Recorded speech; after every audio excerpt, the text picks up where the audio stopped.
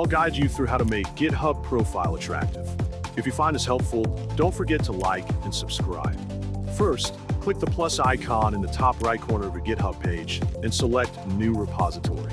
When prompted to name the repository, enter your GitHub username exactly as it appears on your account.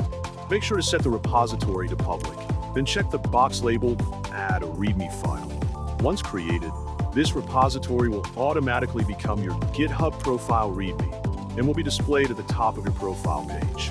Next, go to ChatGPT. In the chat, describe your work briefly, including the programming languages you use, the tools you work with, and your GitHub username. You can also include any social media links you want to display, such as your YouTube channel or LinkedIn profile. After providing this information, ask ChatGPT to generate the code for your profile README.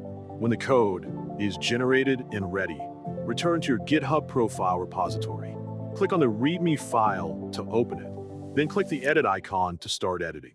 Paste the generated code into the file and make any necessary adjustments, such as updating links or changing names. When you're done, save the changes. Now your profile is complete.